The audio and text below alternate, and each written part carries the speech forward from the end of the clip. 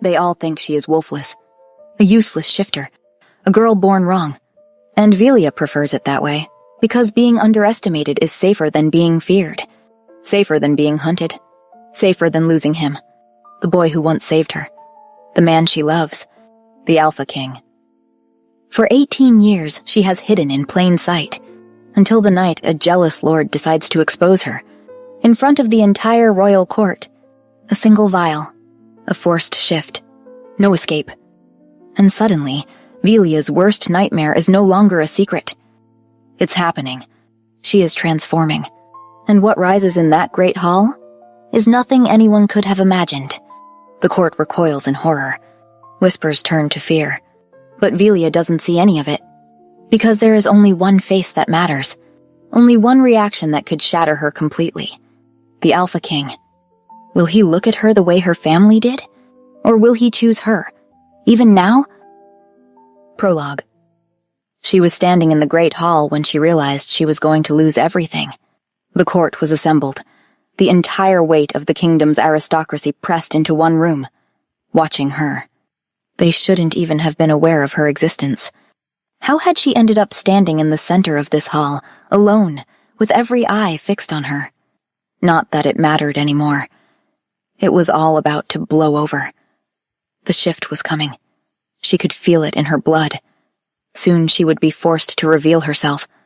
Soon everyone would know. She forced down a scream of despair. She had held it still for 18 years, avoided shifting in front of others for 18 years. Every day, every hour, she knew how to keep her transformation caged. She had built her entire life around that single immovable fact.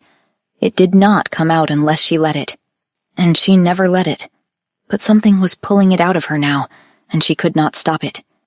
Lord Ambrose stepped forward. "This girl has served at court for years," he said. "Now we will see if she can bring forth her wolf. See if she is worthy." Murmurs rippled through the hall. She saw heads turn, whispers exchanged.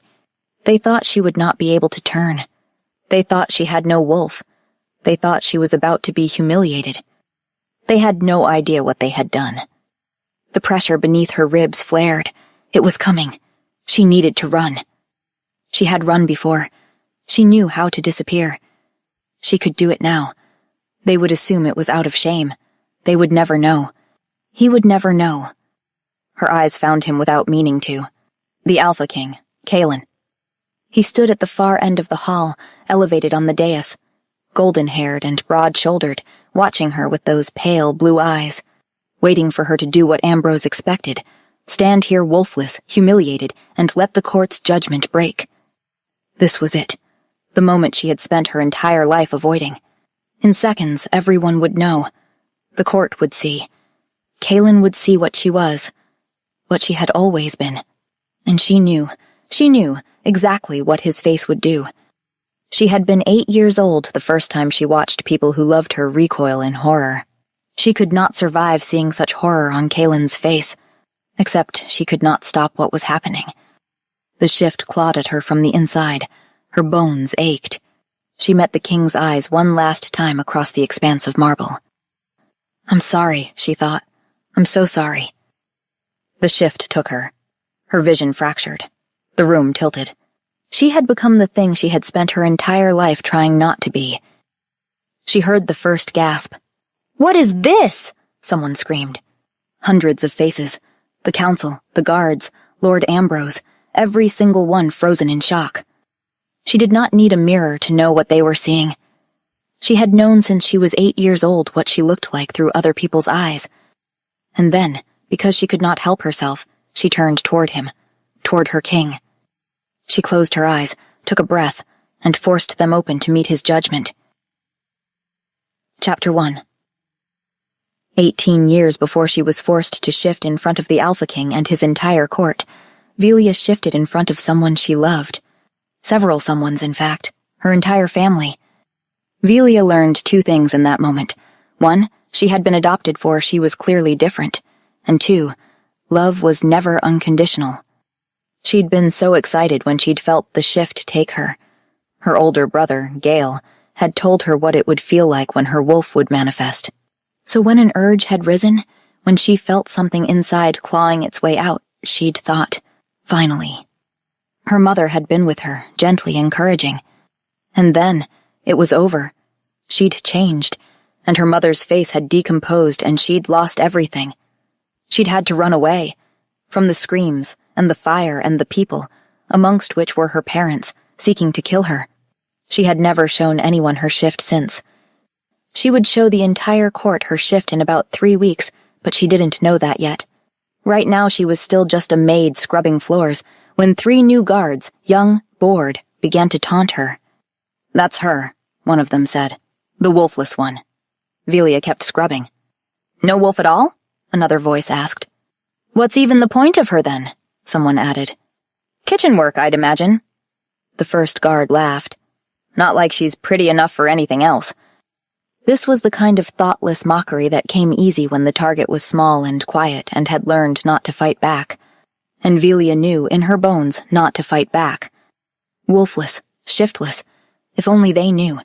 If only that were the worst thing about her. A simple absence. A wolf that never came. But there was no absence. Instead, there was the thing she had learned to keep still.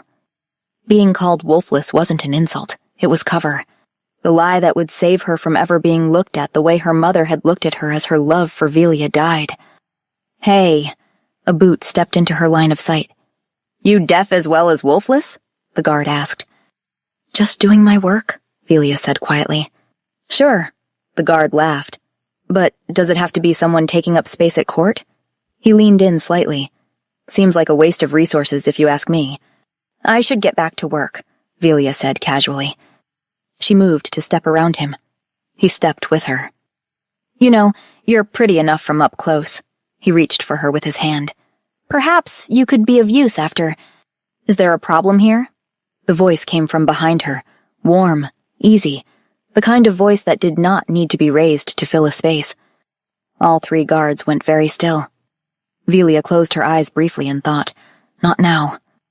Kalen was leaning against a wall, all golden hair and bright blue eyes and infuriating ease. He looked like he had just wandered into the corridor by accident. He had not wandered anywhere by accident. Beneath her ribs, the thing that was not a wolf stirred. "Your Majesty," the first guard bowed. "We were just..." "Just what?" Kalen asked. "Making her day more difficult than it needs to be?" "No, Your Majesty," the guard stammered. "We were only wasting her time," Kalen concluded. "And mine too, while you're at it." There was no threat in his voice, but the guards went pale anyway. "I'm sure you have somewhere else to be," Kalen said, placidly as they squandered off. Velia watched them go with a sigh. "You shouldn't have done that," she scolded quietly. "Done what?" Kalen blinked, all innocence. "Walk down a corridor in my own palace?" "The guards, Your Majesty," Velia said. "Velia," he groaned. "How many times must I ask you to call me by my name? You said you would." "I said when we're in private," she snapped. He looked around the corridor, servants passing with linens, guards stationed at the far end. "This is private," he said, confused. She gave him a look. "You nobles really do not notice the common folk, do you?" she muttered. "Of course I notice," Kalen said. "I just don't think they'd notice if you were to make a small breach in protocol. Hey, where are you going?" he added, when she started walking towards the kitchens. She did not answer, trying to put space between them. He had always been like this, even back when he was just the crown prince with the terrible reputation for never taking anything seriously. He had never cared about decorum. "I've said something offensive again, haven't I?" he asked, pouting slightly. "Not more than usual, Your Majesty," Velia sighed. "See? This is why I need you, Velia. You always tell me what I should or shouldn't say." "Which you pointedly ignore," she snapped. "I do not," he countered. "I listen intently. For example, you said I should not be found drunk at the Great Western Ambassador's Ball." Velia turned to stare at him. He had, in fact, gotten extremely drunk. She had found him herself, barely standing. "And I wasn't," he continued, grinning now. "I waited until the after-party, because I listen." She groaned. He was such a nightmare, always had been. She thought of the boy who had found her in the woods 18 years ago, 10 years old, and already too clever for his own good. She had been curled against a tree, still half wild from running from the pitchforks and her family's piercing screams. When he had crouched down beside her and asked her name, she had not answered.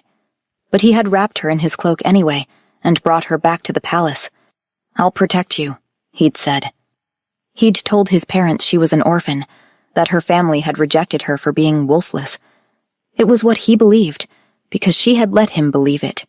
He had kept her close ever since, told her everything, every thought, every ridiculous idea that crossed his mind, because he called her his friend, and because he had never learned to guard himself. Why would he? He was charming and golden, and being himself had only ever drawn people closer. He had no concept of a world where honesty was dangerous. Meanwhile, she lived in a world where showing someone who you really were could make them recoil. So, she lied. About her shift, about her family, about being his friend. They could not be friends. Not really. Not just because he was a king and she was a maid. But because he was made to be seen, and she was made to hide. Being himself drew people in. Being herself would send them running. "So," the king said, matching her pace, "I have news." "Wonderful," Velia groaned, walking faster. "Whatever it is, I'm sure it doesn't concern me." She felt his hand encircle her wrist and froze. "That's where you're wrong," he said. He was smiling, but beneath it was something eager and slightly flustered. "Your Majesty?" she asked. "I'm getting married," he announced, eyes bright. Velia stared at him. Inside her chest, something very carefully constructed fell apart. Chapter 2. She was being ridiculous. Kalen was a king. Marriage was inevitable. Besides, he'd been engaged for years. "I know," Velia said. They had reached the kitchens. She set down her bucket and brush by the door. "You know?" Kalen asked, following her in. "You've been engaged since birth, Your Majesty," she said, keeping her voice light. "To the Princess of Aldara." It was the kind of political arrangement that shaped kingdoms, a marriage alliance that would bring Aldara's military strength and trade routes into their fold. "About that," Kalen said. "The princess broke off the engagement." Velia blinked, stupefied. "She found her fated mate," Kalen said casually, though his scent had shifted, bright and sharp, almost effervescent. Excitement, the thing inside her noted. "A duke from up north or something, apparently," he went on. "The council nearly had a collective stroke." Velia's mind was already racing. "She can't do that," Velia snapped. "This kingdom needs—" "Velia," Kalen laughed. "Breathe. It works out perfectly." He had moved into the kitchen properly now, and he was, there was no other word for it, glowing. "Perfectly?" she repeated. "The alliance holds," he said. "The princess married her fated mate, but we agreed trade routes stay open. The council gets to keep their precious political stability." He stepped closer, and the scent hit her properly, bright, with an almost intoxicating edge of pure joy. "So really," he continued, "everyone wins. And I'm finally free." The cold thing in Velia's chest grew heavier. "Then, why are you talking about marriage?" she asked. "Because I'm getting married," he said, smiling. "Just not to the princess." Somewhere in the background, Velia could hear the clatter of pots, the low murmur of kitchen staff working in the adjacent room, but none of it felt real. "You are?" she managed. "And there will be a ball," Kalen said. He was moving again, restless energy making him pace. "An engagement ball. To present my bride." "Your bride," Velia repeated, the words tasting like ash. "The council won't approve," he said, waving a hand, "but I don't care." He turned to face her fully, and his expression was so open, so certain, it hurt to look at. "There's no other woman for me," he declared, taking her hand. "Not anymore. Not ever." The thing inside Velia's chest, the thing that was not a wolf, that had been watching him with too much attention for too long, growled in pain. "Are you sure?"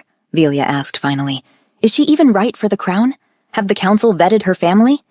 "I told you, I don't care," Kalen shrugged. "I'm in love," he added softly, searching her eyes. "You're in love," she repeated. "Yes." He grinned a ridiculous, unguarded grin. "Completely." The silence stretched. "Since when?" Velia asked, voice so flat Kalen blinked in surprise. "Oh," he laughed. A little nervous, a little shy. his hand going to the back of his neck. I think for years, actually. Years? She repeated, doubtful. Yes, almost my entire life, really. Her chest felt like it was caving in. I hadn't realized it, he continued. Not properly. Not until, well, recent events. He laughed again, softer. You know me. I'm a bit slow on the uptake sometimes. Yes, Velia shrugged. You are. The grief hit her so hard she almost staggered. She had loved him for 10 years, had learned to live with it, the impossibility of her feelings ever being returned, because he had never loved anyone else either. But this new love was focused and fierce and devastatingly directed at someone. Who? It couldn't be Lady Helen. Their tryst had ended 2 years prior. Duchess Jenna was just a friend, supposedly, and surely it couldn't be Princess Iona. She had a weird laugh. Kaelin always said so. So what do you think? Kaelin asked. She looked at him. He was waiting eagerly for her to say something, almost nervously. What do you think? He asked again, sounding a bit uncertain now, almost disappointed. Probably because he expects you to be enthusiastic, you dolt, she thought. You're supposed to be his friend. I think it's wonderful, she said, forcing a smile. He searched her eyes. Yeah? He asked, still a bit uncertain but mostly hopeful now.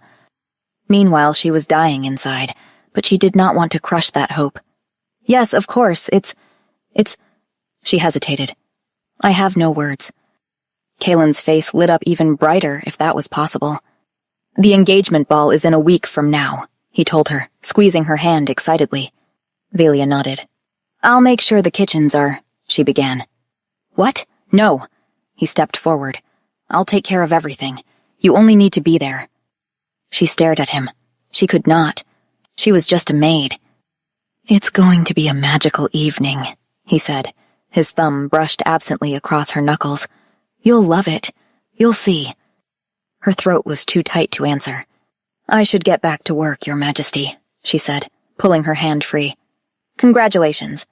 He frowned, that bright joy replaced by something confused and searching. Velia, he attempted. I'll see you at the ball, she said. Then she turned and walked away before he could see her face break. Chapter 3. The dress arrived the morning of the ball. Velia stared at it, laid carefully across her narrow bed by one of the palace stewards. Silver silk, embroidered with thread that caught the light like stars. There was a note pinned to the bodice, written in Kaelin's careless scrawl. Wear this tonight. Please. Velia picked up the dress with shaking hands. The ball was already underway when she arrived. Thousands of candles cast golden light across marble floors polished to a mirror shine. Flowers cascaded from every surface. The court was assembled in their finest. Foreign dignitaries clustered near the dais. Velia stood at the entrance, her hands clenched in her skirts. Her chest felt tight. Her pulse was beating too fast. The thing inside her was coiled and watchful, tracking movement, scenting the air. Too many people. Someone was watching her. She looked around. Lord Ambrose was approaching, weaving through the crowd. He had always been kind to her. He was one of Kaelin's most trusted advisors, had been since before Kaelin took the throne. Have you heard the news? Lord Ambrose asked. His Majesty wouldn't say who, of course. Insisted on keeping it a surprise until tonight. He turned back to her, his gaze searching. Do you know? No idea, Velia said. It was the truth, though it felt hollow in her mouth. She scanned the room desperately. Countess Stephanie was looking stunning. But no, she was an airhead. Lady Tula was elegant and poised, but it couldn't be her.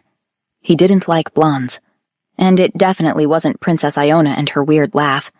Well, Lord Ambrose said, his voice dropping slightly. Whoever it is, I think we can both agree it's not the Princess of Aldara. No, Velia agreed quietly. Her finding a fated mate is a disaster, he continued. Fortunately, I have a contingency plan. Someone much better suited for the king, actually. Someone who's been prepared, precisely in case this alliance fell through. Who is it? Velia asked. Lady Dolores, he replied. Your daughter? Yes, Lord Ambrose smiled. You know her, of course. A strong shifter. Good at politics. Poised, agreeable but intelligent. Beautiful. An astute diplomat. Everything a queen should be. Velia could not argue with that. Lady Dolores was all of those things. Oh, she and His Majesty have always gotten along well, too, Lord Ambrose added. That was true.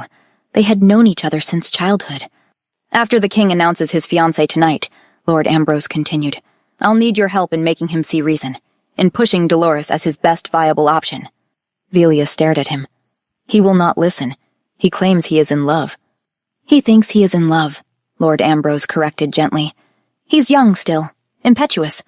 It wouldn't be the first time. Velia clenched her fists at the memory of women Kaelin had desired, enjoyed, then moved on from. He never once asked any of them to marry him, she said quietly. No, Lord Ambrose agreed. But he'd been engaged. Now the freedom has gone to his head. He softened his tone. Understandably so, I might add. I'm not criticizing him.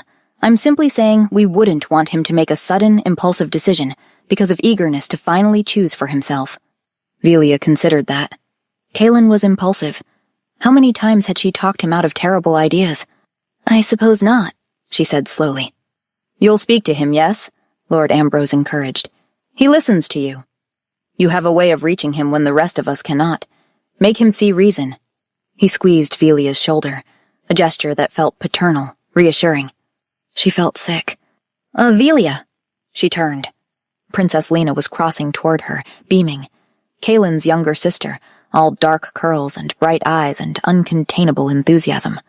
You look beautiful, Lena said. Absolutely stunning. I knew that dress would be perfect. You knew about the dress? Velia asked. Of course. Kaelin wouldn't shut up about it. Lena was practically bouncing. You know how he gets. Then she saw him and everything stopped. The room seemed to contract until there was only him. He looked beautiful. The candlelight caught in his hair, turning it to gold. He looked like something out of legend. Like the kings in the stories her mother used to tell her before. She cut the thought off. Her heart was beating too fast. She could feel it hammering against her ribs, could feel the thing inside her stirring in response to him. He crossed the room. The crowd parted without thinking, bodies shifting unconsciously to make way for their king. You came, he said. His hand closed around hers. She started, but she did not know how to finish. Before she could find the words, he was pulling her forward. His hand warm and certain around hers, leading her through the crowd. Kaelin, she tried. He did not seem to hear her. He pulled her up the steps of the dais, positioning her beside him. My lords and ladies, he said. His voice carried across the hall. The room went quiet. Hundreds of eyes, all focused on the dais. Velia's pulse was roaring in her ears. This was it. He was going to announce his engagement. She tried to pull her hand free. He held on. Thank you all for joining us this evening, Kaelin continued happily. As you know, this ball marks a new chapter for our kingdom. Velia scanned the room frantically. Where was she? The fiancée? Would she step forward from the crowd? The engagement of your king, Kaelin said. Murmurs of approval rippled through the assembled nobles. Polite applause. Velia's eyes darted from face to face, desperate. Velia held her breath. I am honored, Kaelin said, his voice going warmer, intimate, even though he was addressing hundreds of people, to present to you my intended bride. He turned to face her. She stared at him. At the way he was looking at her, tenderly. At his hand still holding hers. At the room full of faces all turning to follow his gaze. To her. The air left her lungs in a rush. My intended bride, he'd said. The words echoed in her head, nonsensical. This was not real. This could not be real. Kaelin, she whispered. But the room was already erupting. Applause, scattered at first, uncertain, like no one quite believed what they were seeing. The maid? Someone asked. Has he lost his mind? It was wrong. It was all wrong. She was supposed to be invisible, safe. She ripped her hand free from Kaelin's. Velia? His smile faltered. She ran. She ran until she burst through the terrace doors and into the cold night air. Chapter 4. The stone railing was cool under her hands. She gripped it hard enough to hurt, trying to ground herself, trying to breathe. The thing inside her was thrashing, wanting out, wanting to... Velia. His voice cut through the roaring in her ears.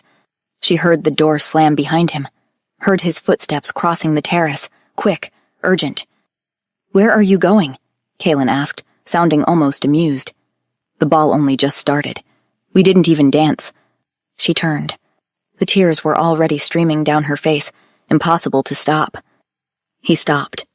She watched his face change, watched the smile drop away, confusion giving way to shock. "Velia," he said, uncertain. "Is this a joke to you?" she asked. "What?" He took a step forward. "No, of course not." "Are you mocking me?" she insisted. "Mocking?"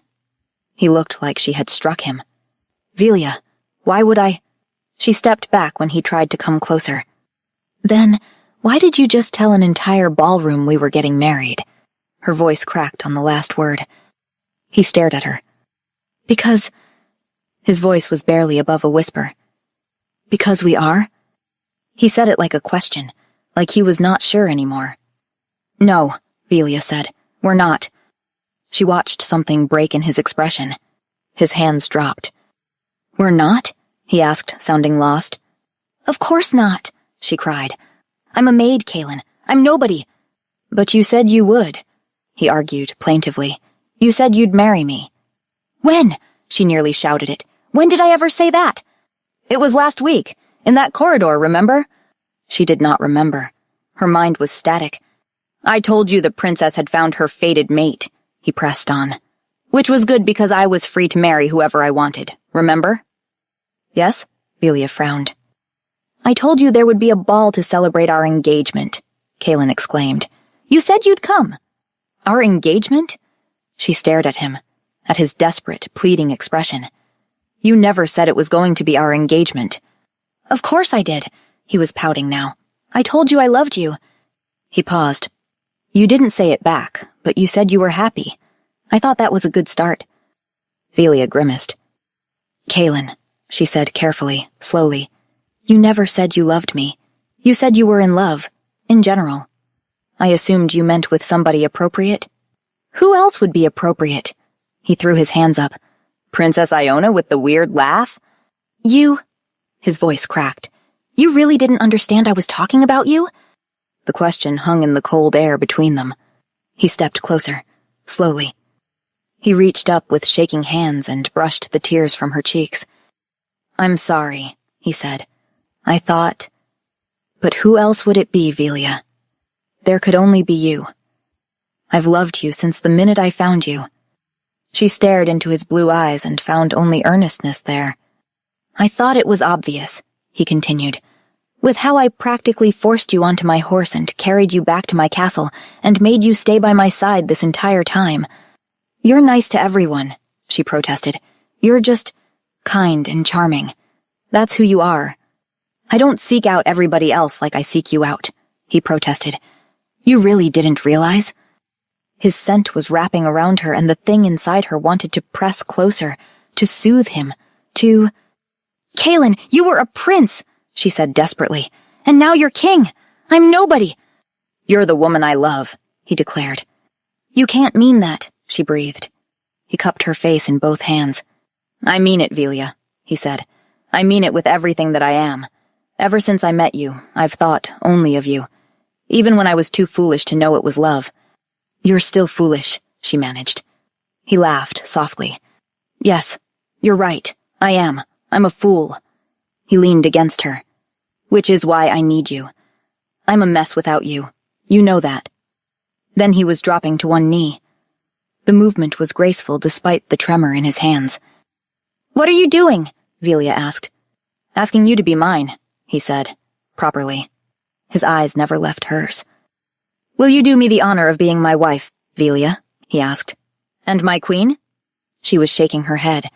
Not because the answer was no, because this could not be real. "I will spend every day of the rest of our lives making you happy," he swore, "and being very serious and dignified and not at all a fool." She laughed, a half sob. His face brightened immediately. "I make you laugh, at least. That's something, right? And I can take care of you, and I—" He paused. "Did I mention how much I love you?" "You can't mean it," she whispered. His expression shifted. His eyes dropped to her mouth, then back up.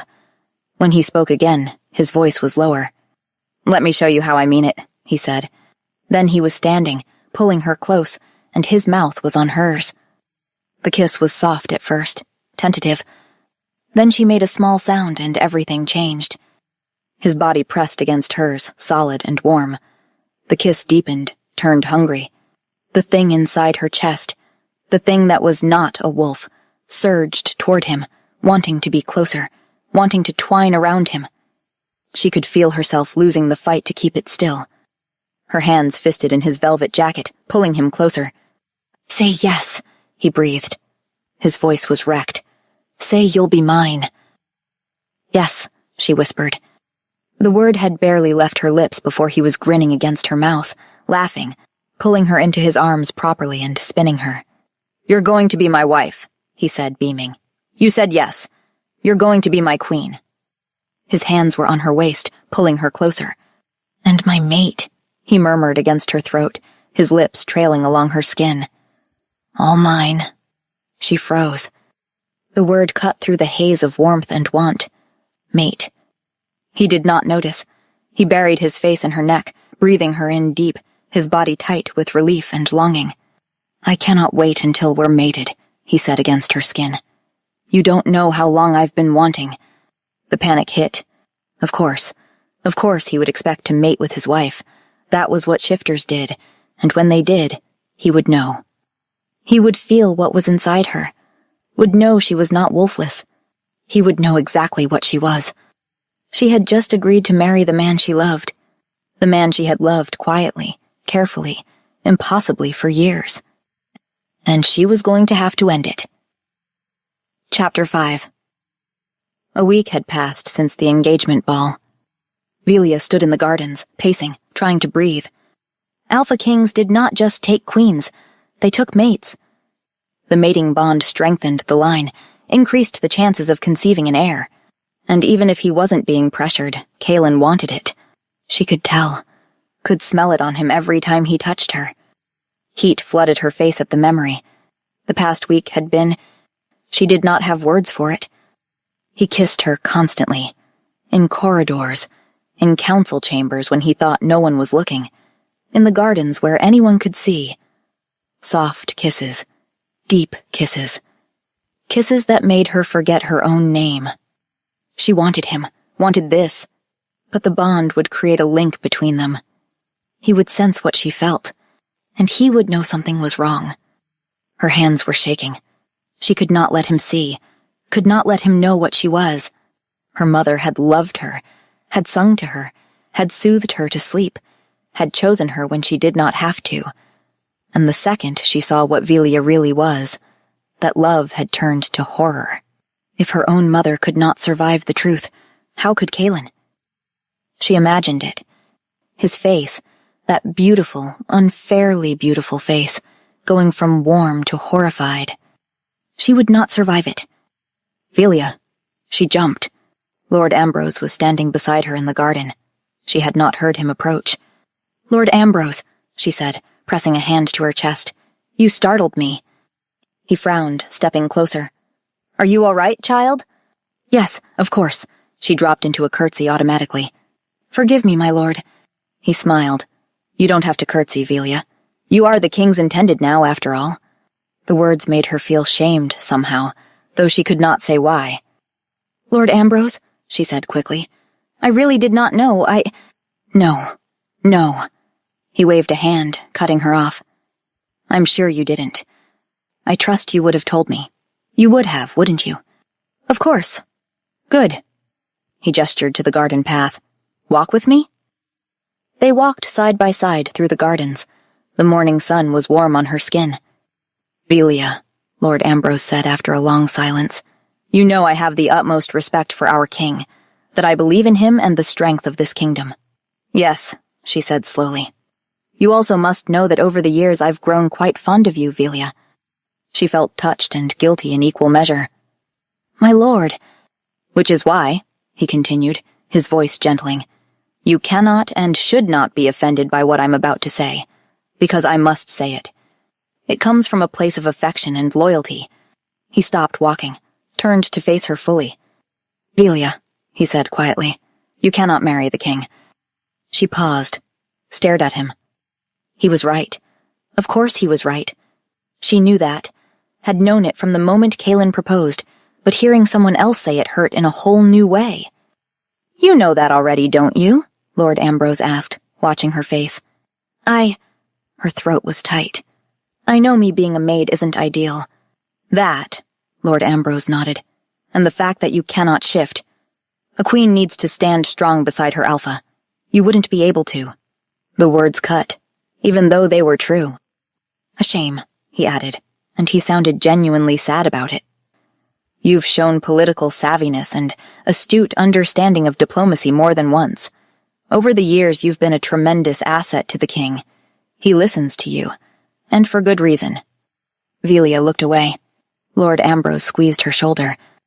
Velia, he said softly, you do not have to step away from him forever. Dolores isn't in love with him. She'll be more than understanding about him taking a mistress, especially if that mistress is good for the crown. He paused. You can have Kaelin. Build a life with him, just not a public one. She nodded. She did not trust herself to speak.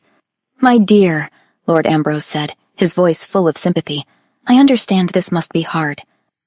Lord Ambrose? The voice cut across the garden like a blade.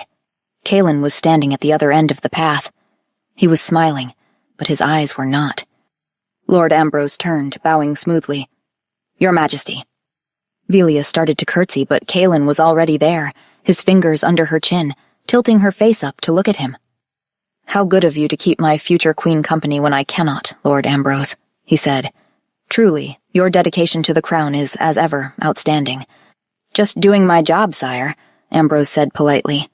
Yes, well, Kaelin's arm slid around Velia's waist. I'm here now, you may leave. Your Majesty. Kaelin was already walking away, guiding Velia with him. Good day, Ambrose, he said dismissively. The second they were alone, tucked behind a hedge, Kaelin stopped walking and cupped her face in both hands. What's wrong? His eyes searched hers. What did that snake tell you? Lord Ambrose isn't a snake, Velia said automatically. He's very devoted to his own political ascension, Kaelin finished. Which, fair, I suppose. Everyone's devoted to something.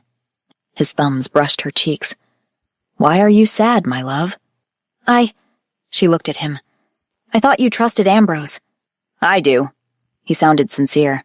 As much as I trust anybody around me, which is partially. She stared at him. I hadn't realized you felt that way, Kaelin. He smiled. It was fond. I don't feel that way about you. He leaned down. I trust you implicitly. Always have. Kaelin, I've missed you, he murmured. His hand slid into her hair. The thing inside her surged. She could feel it pressing against her control, wanting out, wanting him. I should tell you, she said. Tell me. His breathing was uneven. I want to know. Everything. But first, he kissed her again. Go change. I'm taking you riding. Riding? Yes, he said, boyish and bright. We're going for a picnic, just you and I, some alone time. He kissed her again, groaned against her mouth. She could smell desire on him, want barely restrained. Yes, he murmured to himself between kisses. Alone time. It'll be good. We need it. He kissed her harder. One more day, she thought. One more day of pretending this could work. Then she would end it. Chapter 6. She needed to end this engagement. She had tried to end it. Over and over, all week, she had tried. The first time was in the library. Kaelin was pretending to read a treatise on trade agreements, his expression so pained she almost laughed. When she said his name, he looked up at her like she was salvation itself. Save me, he begged, pulling her into his arms. I'm being murdered by bureaucracy. She felt his lips against her throat and forgot what she was going to say. The second time, she cornered him outside the council chamber. Kaelin, I need to speak with you, she said. It's important. Of course. He was already pulling her into an alcove. What is it? Our wedding, she began. Oh, his whole face brightened. I almost forgot. He produced a ring from his pocket. It was my grandmother's, he said, suddenly shy. I know we'll get you something grander for the official ceremony, but I wanted you to have this now. He slipped it onto her finger. Do you like it? He asked, hopeful. She kissed him instead of answering. By the time she tried again, over breakfast in her chambers, she was running out of ways to begin.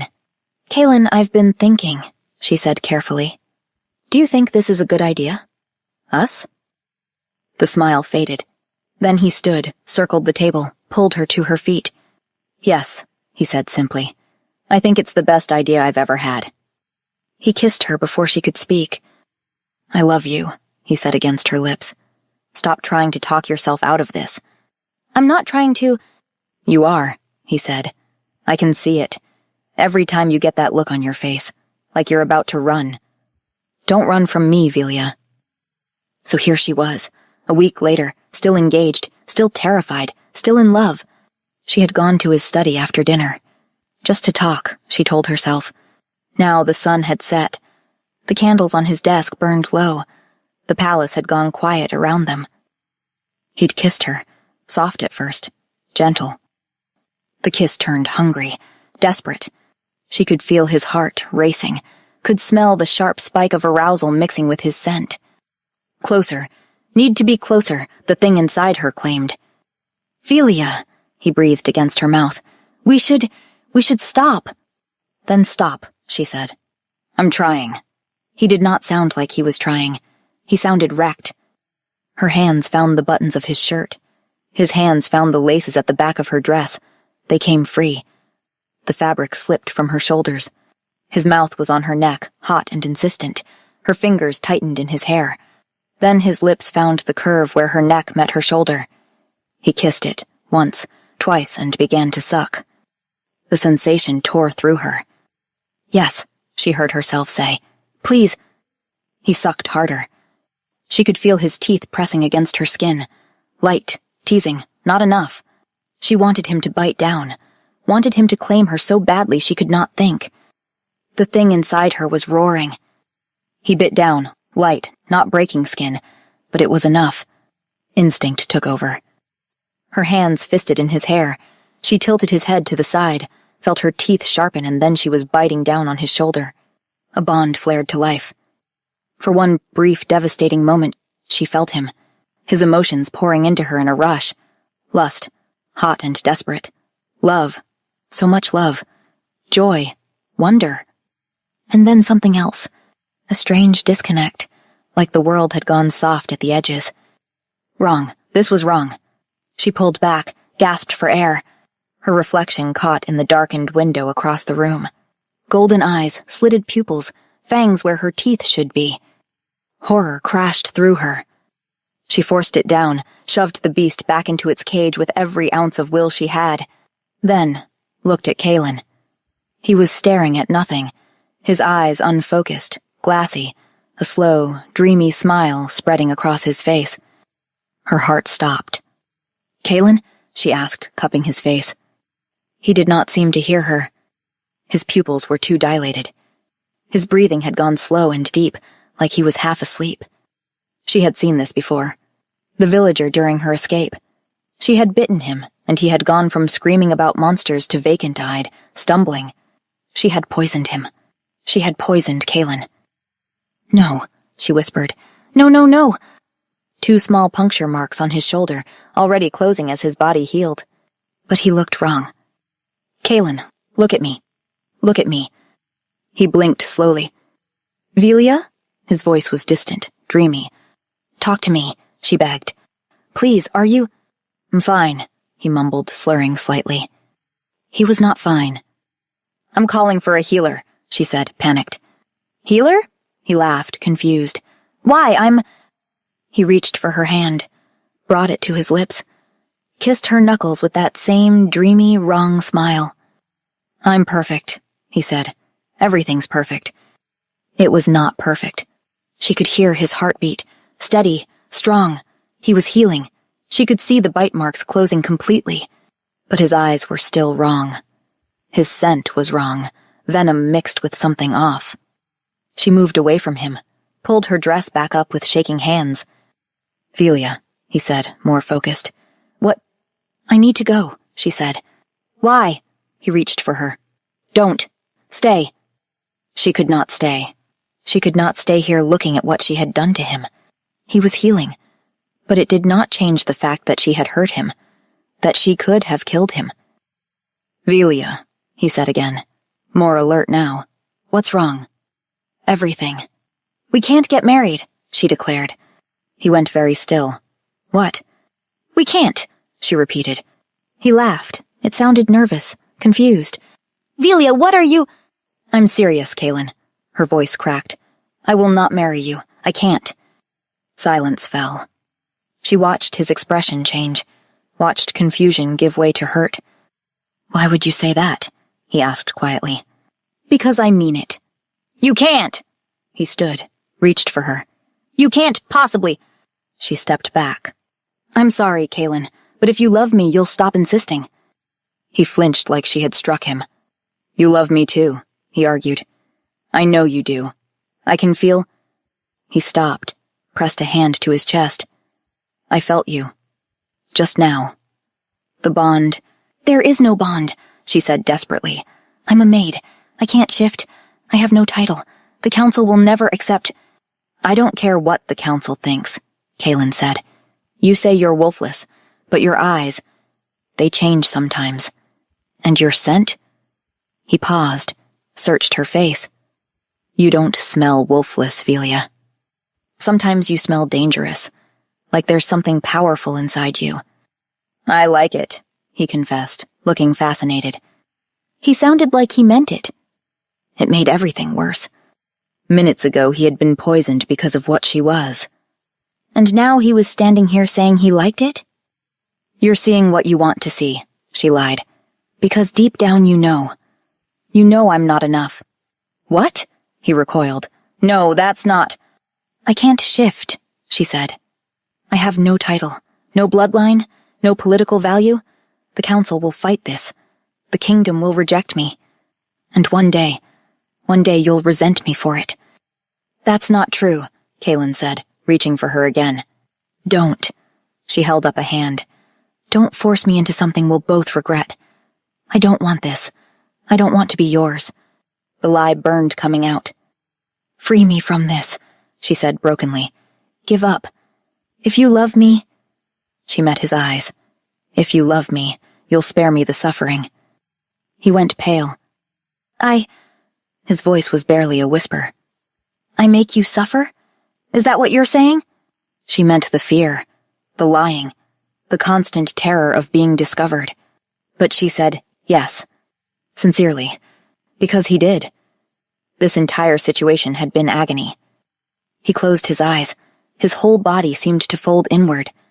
When he opened them again, they were bright with unshed tears. "All right," he said, looking away.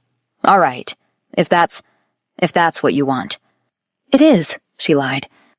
She turned toward the door before she could take it back. Chapter 7. 3 days had passed since she walked out of Kaylin's study, and Velia had spent every one of them hiding in her chambers, unable to eat, unable to sleep, replaying his face over and over. All right, if that's what you want. She had never hated herself more.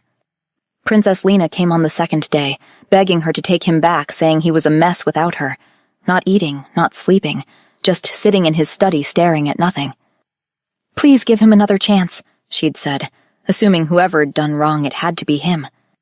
There was no chance to give, no world where this ended well.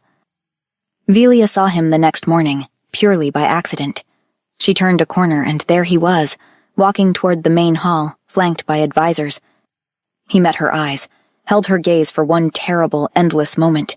Then he looked away, hurt, defeated, and kept walking. Velia stood frozen in the corridor long after he disappeared. She felt his pain, his confusion, the awful, hollow ache of someone who did not understand what he had done wrong. It ended her. She had thought she was protecting him, had thought breaking his heart was better than letting him discover what she was. But this was worse. Watching him hurt like this was worse than anything her mother's face had done to her. Worse than running. Worse than hiding. She preferred his horror to his sadness. Preferred him looking at her the way her family had, with disgust and hatred and fear, than this. Anything was better than his heartbreak. If she told him the truth, if she showed him what she was, he would be horrified. Yes, he would recoil. He would probably never look at her the same way again. But he would not be sad. She had to tell him. The decision settled over her like a weight. But during the next days, getting an appointment with the king turned out to be impossible. She went to his study. The guards told her he was busy. She tried the next day. He was in meetings. On the fourth day, she realized he was avoiding her. She was sitting in her chambers, staring at nothing, when someone knocked on her door. Lady Dolores Ambrose stood in the corridor. "Velia," Dolores said politely. "Lady Dolores." Velia's throat was tight. "What can I do for you?" "I heard you've been trying to speak with the king," Dolores said. "You really broke his heart, you know." Velia's throat closed. "I know." Dolores's expression softened slightly. "Look, I'll help you. He's in a council meeting right now, in the Great Hall, with visiting dignitaries and neighboring monarchs. When it ends, I can help you slip inside. You can corner him before he leaves." Velia hesitated. "I don't want to make a scene." "He's planning to leave on a trip right after," Dolores interrupted, "to visit an allied kingdom. He'll be gone for weeks." "Leaving?" Velia gasped. "Yes, so if you want to talk to him, it's now or never." Dolores nodded. Velia stood. "All right, thank you." Dolores made a face. "What is it?" Velia asked. "Your scent," Dolores said carefully. "It's just a bit off. That's all." Velia's stomach dropped. Her scent-masking potion. She had forgotten to take it this morning. She took one every day, a bitter-tasting concoction that dulled her natural scent, made her smell nearly human. Without it, her real scent would be noticeable, enough to make them wonder. "Oh, right, yes." Velia turned toward the back of her chambers. "Give me a minute." She went to the small cabinet where she kept her potions. The shelf was empty. Gone. All of them. Every single vial. "Something wrong?" Dolores called from the doorway. "No, it's nothing, it's—" Velia was pulling open drawers now, searching frantically. "It's just, I usually take a potion to hide my scent, so people don't notice the wolflessness, you know?" It was a lie. She took the potion so people would think she was wolfless, but in her desperation, she did not know what else to say. Dolores appeared in the doorway. "Oh, right. Well, my father might have some," she smiled. "He takes similar potions sometimes, before important meetings, to appear less dominant. Easier for diplomacy, he says." Dolores smiled. "I can get you some if you'd like." "Would you?" Velia felt dizzy with relief. Lord Ambrose's chambers were empty. Dolores let herself in with practiced ease, went straight to a cabinet, and produced a small vial. "Here," she said, handing it to Velia. "That should do it." Velia drank it without hesitation. It tasted wrong, sharper than her usual potion, with a bitter aftertaste that made her grimace, but she swallowed it down. They made their way to the great hall. The doors were closed. Guards stood at attention. Through the thick wood, Velia could hear the low murmur of voices, dozens of them, maybe hundreds. "Wait here," Dolores whispered. "I'll signal when it's safe." Velia nodded. Dolores slipped inside. Velia waited. Her heart was pounding. The thing inside her chest was restless, shifting, like it could sense something was wrong. The doors opened. Dolores gestured her inside. Velia stepped into the great hall, and stopped. The room was exactly as it had been the night of the engagement ball. Candles everywhere, flowers, polished marble floors. But instead of music and dancing, there were rows of chairs filled with nobles and dignitaries and foreign monarchs. All of them turned to look at her, all of them staring. Why were they staring? Her eyes found Kalen. He was sitting on the dais, unmoving. He looked pale, exhausted. When his eyes met hers, they were full of hurt. Then Lord Ambrose stepped forward. "My lords and ladies," he said. His voice carried across the silent hall. I present to you the king's intended bride." Velia's stomach dropped. "No." "As you know," Ambrose continued, "a future queen must prove herself worthy of the crown. This includes the traditional shifting ceremony, where the court may witness and judge the strength of her wolf." Velia could not breathe. She had been set up. Dolores had not brought her here to talk to Kaelin. She had brought her here to humiliate her, to force her in front of the entire court so they could watch her fail to shift. But why? They were broken up. "He wouldn't hear it," Dolores said quietly beside her. "He's still claiming you'll change your mind. He won't hear of anyone else." Velia's head snapped toward her. "What?" But then she felt it. Wrong. Something was very wrong. The thing inside her chest was moving, rising, clawing its way toward the surface with an urgency she had never felt before. "We have administered a shifting potion," Lord Ambrose announced. He was looking at her with a calculating gleam in his eyes. No shifter alive can resist its pull. If Lady Velia has a wolf, no matter how dormant, it will emerge. Velia's legs gave out. She fell to her knees on the marble floor. The potion. The one Dolores had given her. It was not a scent masker. It was a forced shift potion. They thought she would stand here, trembling, while nothing happened. Thought the court would see her fail and deem her unworthy. Thought Kaelin would have no choice but to agree. Because they thought she was shiftless. But they were wrong. The beast was coming. She could feel it tearing through her control, unstoppable, inevitable. Her worst nightmare. Everyone would see. Kaelin would see. She had to run. They would think she was just wolfless and ashamed. They would let her go. She looked up. Kaelin was staring at her, hurt, confused. No, she thought. I can't run. Not this time. She had wanted him to see, had decided to tell him the truth. He would see now, would see exactly what she was, would understand why she had ended it. The shift took her. Her bones cracked and reformed, her skin rippled, the world tilted and sharpened. When it was done, there was silence. Then a gasp. She opened her eyes. The world looked different from this height. Sharper, colors brighter, scents overwhelming. People were screaming now. She ignored them. She found Kaelin's eyes across the hall and waited for the horror to come. Chapter 8.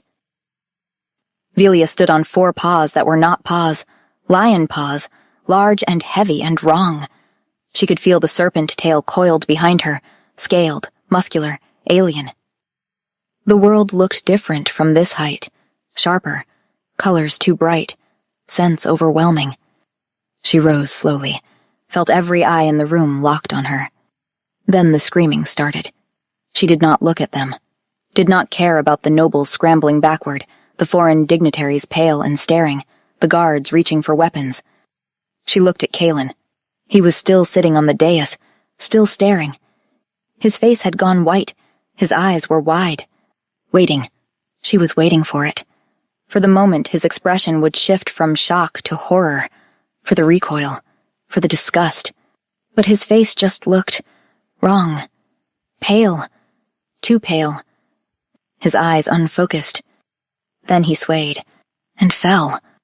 The sound of his body hitting the marble floor cut through the screaming like a blade. "No!" Velia lunged forward. More screams erupted around her. Guards moved to block her path, weapons drawn.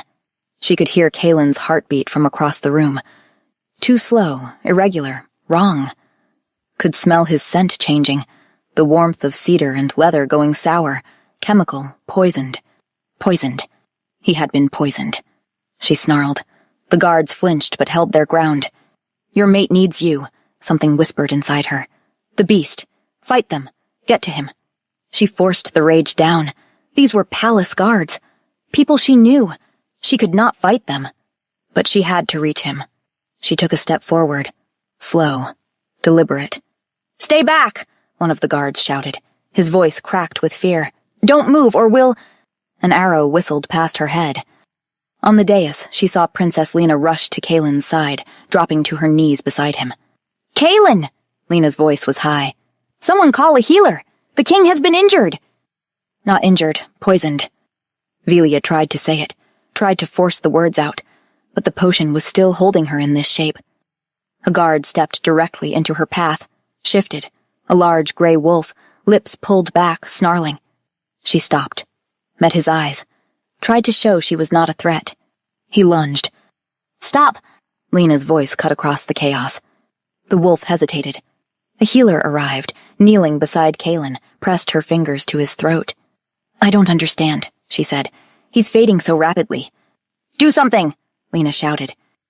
"If I knew what he had, I could perhaps be more efficient, but—" "He's been poisoned," Dolores said. Her voice rang clear across the hall. Velia froze. Dolores knew? How did she know? Lord Ambrose stepped forward, his voice booming. "Yes! Poisoned! Obviously this creature," he pointed at Velia. "This abomination has been manipulating and poisoned the king." "Don't be ridiculous," Lena snapped. "Why now? They've been friends for years." Velia felt something crack in her chest. Lena was defending her. "Well, who else would?" Lord Ambrose started. "Father, stop!" Dolores pleaded. "Kaelin is in danger. We need to—" "Dolores," her father warned. Dolores looked at him, then at Kaelin, pale and dying on the floor. "It was us," she said quietly. "Me. I poisoned him." Velia roared. The sound tore through the hall, rage and betrayal and grief compressed into one inhuman cry. She lunged forward. "Wait!" Lena raised her hand, commanding. "Stay still!" Velia stopped, met Lena's eyes. The princess looked terrified but steady. Velia forced herself to obey. "My father wanted me to marry Kaelin," Dolores said, the words tumbling out. "When Velia broke off the engagement, he put me forward as a candidate, but Kaelin wouldn't hear it." Lena's head snapped toward her, eyes narrowing. "He kept saying he was waiting," Dolores continued, her voice breaking. That Velia would change her mind. He claimed they were mates, that he felt a bond with her. Velia felt something twist in her chest. Dolores looked at her father, then back at Kaelin. "So my father devised a plan." Her hands were shaking. "I was to drug Kaelin with a compliance potion, make him suggestible enough to sign a wedding contract." The healer made a sound of horror. "You didn't." "Meanwhile," Dolores pressed on, "Father would expose Velia as wolfless using a forced shift potion, remove her from consideration entirely. Once Kaelin came to his senses, the contract would be signed, Velia would be gone, and he would have no choice but to accept me." "You poisoned him," Lena said. Her voice was ice. "For a marriage contract." "But he wouldn't sign!" Dolores was crying now, openly. "Even drugged, he wouldn't sign. He kept asking for Velia, kept saying he loved her." Velia felt her serpent tail coil tighter. He had fought it. Even poisoned, even manipulated, he had fought for her. "We had to give him more of the potion," Dolores sobbed. "More and more until—" "That potion contains traces of nightshade," the healer interrupted, her voice sharp with horror. "To weaken a shifter's metabolism, prevent them from healing. In high doses, you essentially gave him poison." "I didn't mean to." Dolores's face crumpled. "I love him. I didn't mean to kill him." "Love?" Lena's voice could have cut stone. "You call this love?" "Surely there's an antidote," Lena said, turning back to the healer. Her voice was desperate now. "There has to be." "It's too late," the healer said. Her voice was flat, resigned. "His body is shutting down. Even an alpha's healing cannot—" "It's not too late." The words whispered through Velia's mind, not her thoughts. The serpent's. "We can fix this." Velia moved. The guards raised their weapons immediately. But Lena saw her, saw the way she moved, slow, deliberate, unthreatening. Velia stopped a few feet away, lowered herself to the ground, bowed her head, showing submission. Lena stared at her for a long moment. Then she nodded. "Let her through." "Your Highness," one of the guards protested. "Let her through," Lena repeated, steel in her voice. The guards parted. Velia moved forward. Every step felt like walking through fire. Every eye in the hall was on her, watching, judging, seeing the monster she had spent 18 years hiding. She did not care. She reached Kaelin. He looked so small lying there, so pale. His breathing was shallow, labored. She could smell death on him. Faint but present, growing stronger. No, she would not let him die. The serpent tail moved without her conscious thought, instinctive, like it knew what to do even though she did not. It curved around, positioned itself over his chest. Then it lowered, the scaled tip pressing against his skin just above his heart. She felt a drawing sensation. The tail was extracting something from his blood, pulling it through his skin, neutralizing it with her own venom system. A biological antidote. She had not known she could do this. The serpent had known. The process felt like hours. But when it was done, Kalen's breathing evened out and color began returning to his face. His eyes opened. He stared up at her, at the creature looming over him, lion body and serpent tail and wrongness made flesh. He opened his mouth, closed it.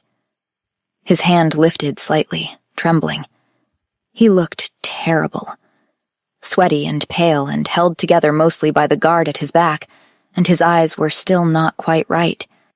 She felt the shift pulling at her, the potion's effect finally wearing off. She let it take her. The transformation back was faster. When it was done, she was human again, kneeling beside him. Kalen's hand moved from her jaw to the back of her neck. She finally looked up. "Hi," she said, uselessly. The corner of his mouth moved, then his eyes closed and his weight went sideways. "Kalen," she whispered. She caught him, pulled him against her chest, felt his heartbeat strong and steady beneath her palm. He was alive.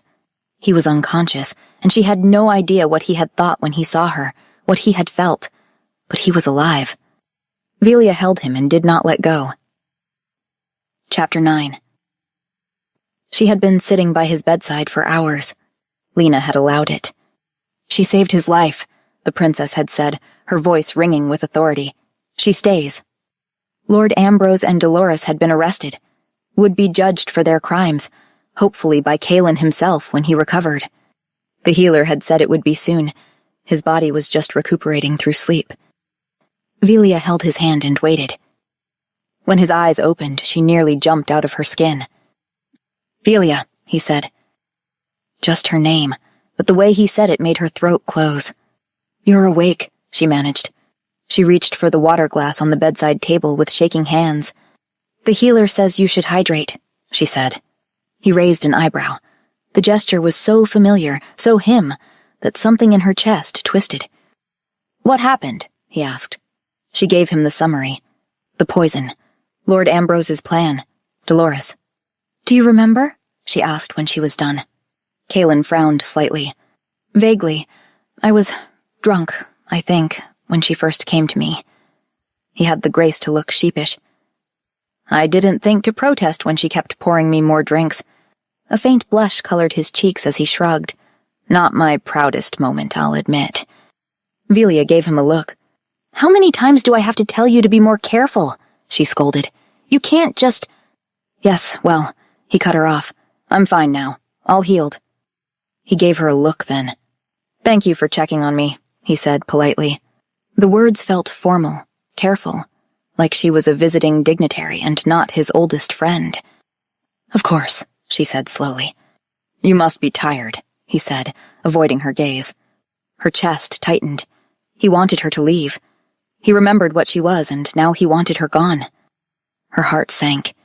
He wasn't even looking at her. This was the moment she had been dreading for 18 years, but she could not make herself stand. Could not make herself walk away without knowing for certain. "You saw what I am," she murmured. "Do you remember?" He met her eyes then. "Yes." The word was simple, honest. It still tore through her. "I wanted to tell you," she said quickly, desperately. "All these years. I did. I just—" "So you knew," Kalen interrupted. "You knew what you shifted into?" She blinked at him. "Of course I knew. I've known since I was 8 years old. When I shifted and my entire family turned on me. They saw what I was and they—" Kalen's expression changed. "That's why they rejected you?" His voice was quiet.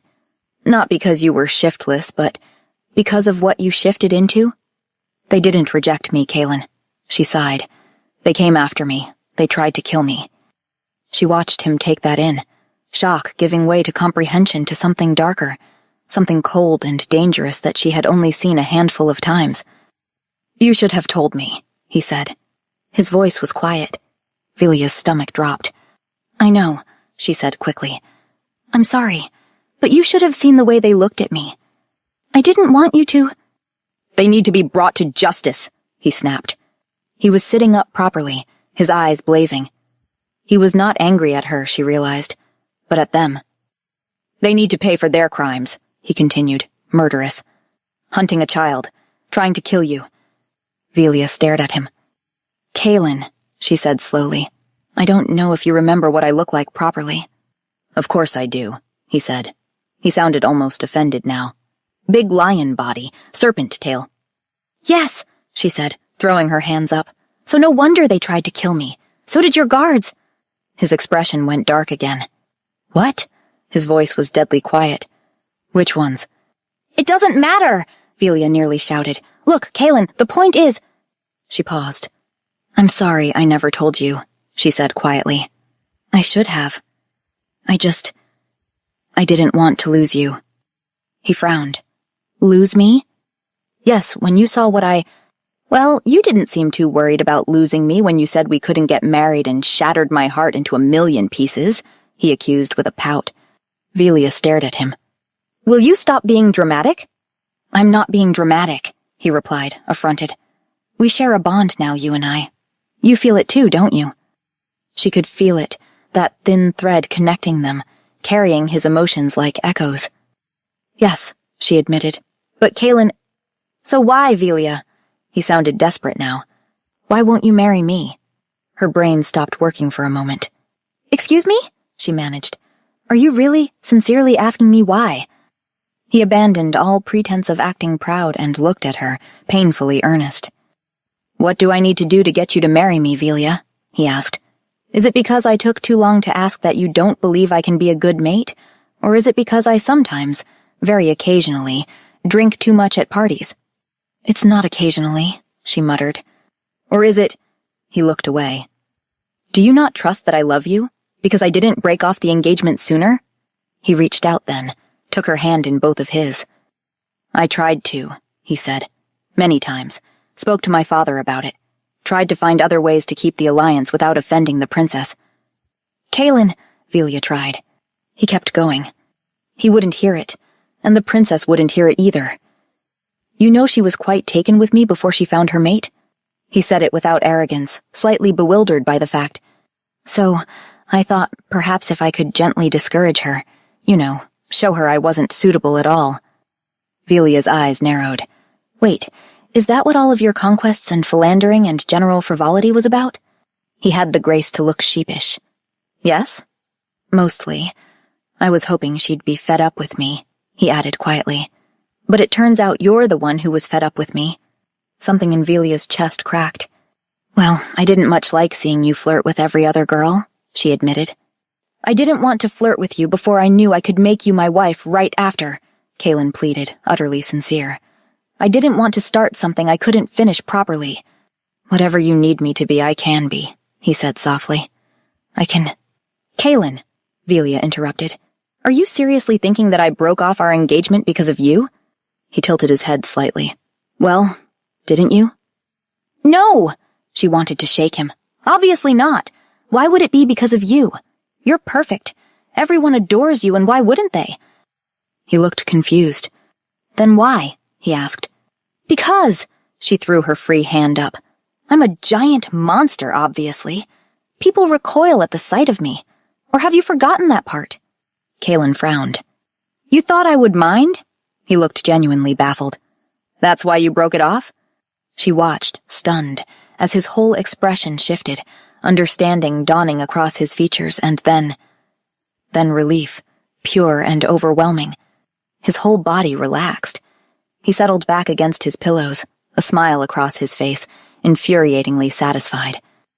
"Oh," he said with a chuckle. "Well, I'm glad that's been cleared up." His smile widened. "Now we can get married again." Velia gaped at him. "It's not sorted," she finally managed. "I'm still a monster. The other day I bit you and accidentally poisoned you." "Oh, is that what it was?" Kalen said. His eyes were closed now. Well, it was quite nice, he decided peacefully. I liked it. Kalen! She scolded. He cracked one eye open. What? He asked. It was. It felt good. You can do it again. His smile turned into a pleased smirk. Everything else too, he added. She rolled her eyes so hard it hurt. How can you not mind? She asked quietly. He tugged her closer. I think it's fantastic news that you're a giant beast, my love, he said happily. Now you can just come with me to all my meetings and people won't even think to argue with us about anything. They'll be too terrified. She hit him on the shoulder and he laughed. Say you'll marry me, he murmured, pulling her closer, nuzzling into her hair. Kalen, she sighed, melting. Say it. His arms came around her waist. I almost died. I might die still if you shatter my heart again. She could feel his heartbeat beneath her palm, steady and strong. She rolled her eyes, but she kissed his forehead anyway, soft, lingering. Is that a yes? He whispered. Velia sighed, fond. Yes, she said. His grin could have lit the entire palace. He pulled her down properly then, into the bed, into his arms, tucking her against his chest like she belonged there, like she had always belonged there. When, she supposed, she had. Hi everyone, I hope you enjoyed this story. To celebrate hitting 100,000 subscribers, I offered to release one of my exclusive Patreon stories for free, normally reserved for members, and you got to choose. And the winner is The Last Dragon Bond. Her fiancé turned into a dragon and disappeared. To find him, she must enter the very world she was raised to fear. You can listen to it for free right now on my Patreon, link in the description or pinned comment, and you can always find me there under Lily's Romance Library. Thank you for being here, and I'll see you in the next story.